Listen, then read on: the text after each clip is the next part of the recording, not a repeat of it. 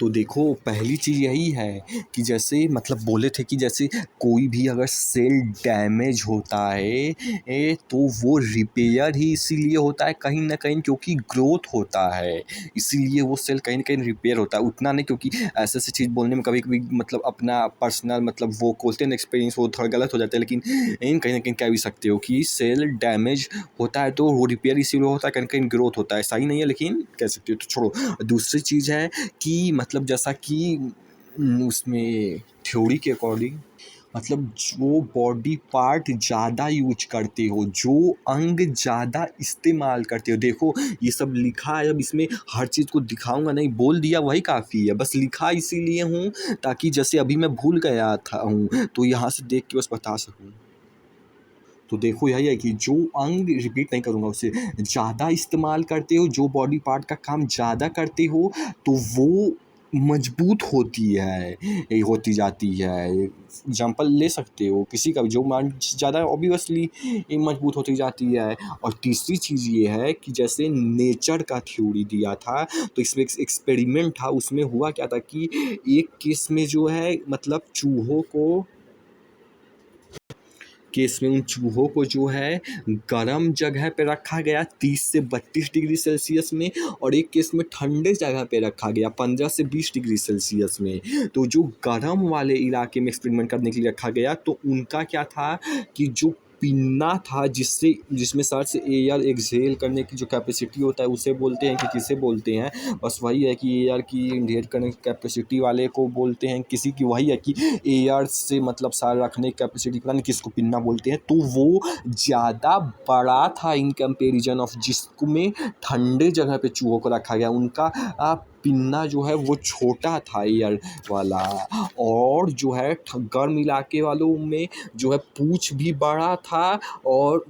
हल्का dark brownish था, थोड़ा थोड़ा कह सकते हो काला टाइप, मतलब ब्राउन कलर का है तो उसके अकॉर्डिंग काला टाइप, डार्क ब्राउन कह सकते हो। और जो ठंडे जगह पे था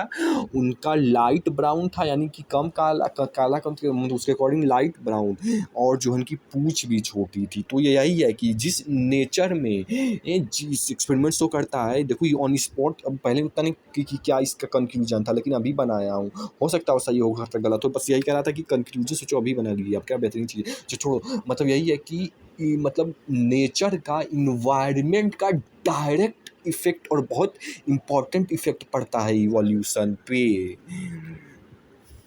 और इनफैक्ट एक समय पे थार वगैरह पे जो डिजर्ट होता है वहाँ पे सोचो खेती हुआ करती थी, लेकिन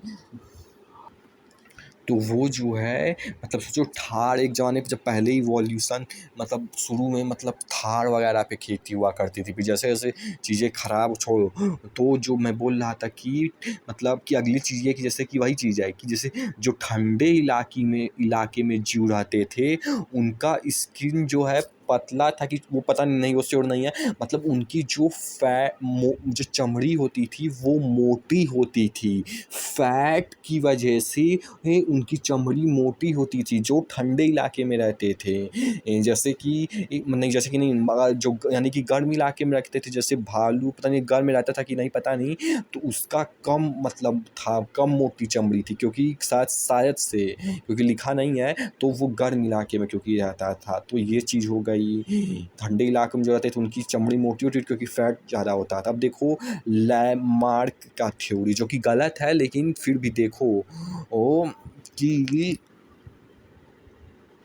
सबसे पहले तो ये देखो कि जैसे ये लोग क्या करते थे, ये लोग बस नेचर को ऐसे ही ऑब्जर्व करते थे और उसके अकॉर्डिंग जो भी माइंड में कुछ केमिकल लोचा होता था उसके अकॉर्डिंग थ्योरी दे रहते थे। उसके मतलब जैसे सेल हो गया तो सेल के अंदर डीप में एक्चुअली जाके कि एक्चुअली क्या हैपन होता है उतना नहीं जाएंगे, क्योंकि अभी मतलब उतना, क्योंकि ये अभी शुरू में जेनेटिक्स आया था तो उतना अभी इनको हेल्प, जैसे मेंडेलिवन का जो और लॉ वगैरह है, अगर तो वो उस समय तक आ चुका होता तो ये लोग ज़्यादा अच्छी थ्योरी दे पाते। लेकिन क्योंकि शुरू ही लगभग इन्हीं लोगों से हुआ जेनेटिक्स वगैरह का, तो उतनी नॉलेज नहीं थी। अगर मान लो कि उनकी थ्योरी भी आ जाती ही, क्या भी नाम लिया था उनकी, तो इनको काफ़ी ज़्यादा हेल्प मिल जाता। लेकिन क्योंकि अभी बस शुरुआत ही हुआ था, तो इसलिए इस समय के लोग साइंटिस्ट बस नेचर को ऑब्जर्व करते थे और उसी के अकॉर्डिंग जो भी अंदर केमिकल होता कि हाँ ऐसा कुछ ऐसा होता है तो उसके अकॉर्डिंग दे देते थे, एक्चुअली में सेल के डीप में नहीं जाते थे, इसीलिए थोड़ा गलत हो गया। लेकिन हाँ ये सभी समझो कि जैसे अभी क्या बोले थे ना, मेंडलीवन का थ्योरी हो जाता तो इनको काफ़ी ज़्यादा हेल्प मिल जाता। तो देखो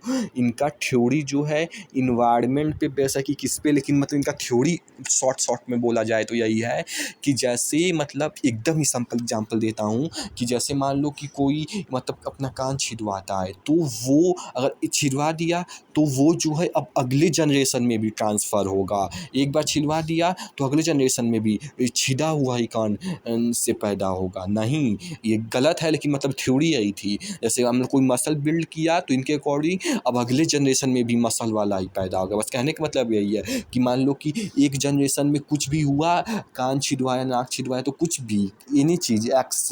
मान लो, तो वो चीज़ अगले जनरेशन में भी ट्रांसफ़र होगी, जबकि ऐसा नहीं है, क्योंकि चीज़ वही ट्रांसफ़र होती है जो जर्मोप्लाज़्म में होता है, यानी जीन्स में, जर्मोप्लाज़्म में। ये वाला तो सही है, लेकिन ये वाला सही कि नहीं पता नहीं एग्जैक्टली, लेकिन शायद से जो साइटोप्लाज्म में जैसे मसल बिल्ड करते हैं, कान छिदवाते हैं, ये सब साइटोप्लाज्म में, अभी जीन्स में नहीं आया है, तो ये चीज़ ट्रांसफ़र नहीं होती है, तो बात की चीज़ है। लेकिन मतलब इनके अकॉर्डिंग यही था, शॉर्ट में बता दिया कि जो चीज़ तुरंत मतलब एक जनरेशन में हुई तो वो अगले जनरेशन में भी ट्रांसफ़र होगी, जबकि ऐसा नहीं होता है। और देखो ये लोग किसको जिन नेचर में क्या देख के मतलब एग्जाम्पल देते थे, जैसे बोलते थे कि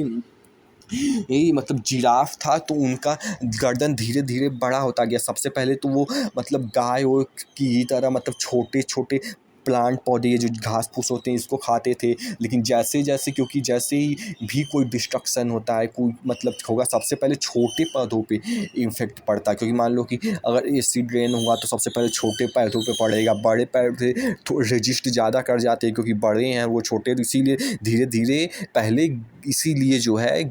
घास विलुप्त हुई। तो देखो इस तरीके से बोलने का भी तरीका सीख रहे हैं कि एक सेंटेंस को दूसरे सेंटेंस में इसलिए से तुरंत जॉइन कर दो, और यही चीज़ इंग्लिश में करते हैं तो वहाँ पे भी बिकॉज वगैरह से तुरंत जॉइन करके नया सेंटेंस बोलने की ये भी उसमें भी स्किल आ जाती है। चीज़ समझ पा रहे होगे, अगर समझ पा रहे हो छोड़ो, आगे जाता हूँ। तो छोड़ो, वही था कि जब घास चला गया तो फिर वो सब धीरे धीरे अपने हाइट के, नेक के हाइट वाले, इतना रिपीट नहीं करूँगा, रेप्स नहीं करूँगा, अभी नहीं करूँगा, अब भी नहीं करूँगा, तो वो जो है अपन उसको मतलब वो प्लांट खाते थे अपने हाइट के गर्दन के लेवल की, वो वाले प्लांट खाते थे। फिर धीरे धीरे वो वाला भी छोटा प्लांट धीरे धीरे मान लो कि विलुप्त हुआ, तो धीरे धीरे ऐसे ही करके वही है कि अब फिर धीरे धीरे उससे बड़ा प्लांट खाएंगे, फिर धीरे धीरे उससे बड़ा प्लांट खाएंगे, फिर धीरे धीरे उससे बड़ा प्लांट खाएंगे, फिर एक समय बाद की हुआ कि मतलब पेड़ के पत्तियों को इतनी लंबी हो गई गर्दन की, तो वो हुआ। तो वही चीज़ है, इसी के अकॉर्डिंग कुछ था, कुछ क्या यही चीज़ थी। तो यही चीज़ थी। देखो कुछ और एग्जांपल इनके थ्योरी का दिया है कि मतलब जो सर बताए थे कि मतलब मान लो तुम्हारा एक्सीडेंट हो गया और हाथ टूट गया, तो अब हाथ टूट गया, और फिर मान लो सेक्सुअल इंटरकोर्स करोगी और फिर जो है मतलब पैदा होगा, तो उसका भी हाथ टूटा हुआ ही पैदा होगा, जबकि ऐसा नहीं होता है। लेकिन यहाँ ये एक एग्जांपल था। दूसरा एग्जांपल मतलब कंक्लूड करें चीज़ों को तो यही है कि मतलब जो इफ़ेक्ट एक जनरेशन में मान लो कि फादर में आया, अगर तो वो एक इफ़ेक्ट एक बार आ गया तो अब वो इफ़ेक्ट अब आगे की जनरेशन में भी, यानी कि आगे की उसके चाइल्ड वगैरह में भी कंटिन्यू होगी, जो कि ऐसा नहीं है, लेकिन थ्योरी इनकी ये है। जो एब्जॉर्ब हो गया अगर आया तो आराम से लिख दिया जाएगा। और इधर का बता ही दिया हूँ कि जो चीज़ जर्मोप्लाज्म में जाती है यानी जीन्स में वो ट्रांसफ़र होती है, ये वाला श्योर है नहीं है कि साइटोप्लाज्म इसको बोलते हैं कि क्या बोलते हैं, कि जो साइटोप्लाज्म जाती है वो नहीं। तो देखो इधर लिखा भी है कि ये लैमार्किज्म फ्रेंच नेचुरलिस्ट यानी नेचर को देख के बस दिया करते थे, जिनका एक्चुअल नाम ये था, और वही थ्योरी है। A propose give first logical theory related to organic evolution, point out the following related points, मतलब वही है कि इनकी टेंडेंसी टू ग्रोथ होती है उनमें, डायरेक्ट इफेक्ट ऑफ इन्वायरमेंट की वही चीज़ है। और ये सही भी है कि जो इन्वायरमेंट का भी एग्जांपल दिया था कि चूहे वगैरह थे, तो वो साथ से लैमार्किज्म यूर एक्सपेरिमेंट किए होंगे, पता नहीं, छोड़ो। तो वो डायरेक्ट इफेक्ट पड़ता है। तो और use and disuse of organ inheritance of acquired का, तभी ये वाला समझ आया, केवल inheritance of acquired character, direct effect भी थोड़ा बहुत समझ आया। तो जब पॉइंट लिखवाया जाएगा तो और अच्छे से आ जाएगा, छोड़ो।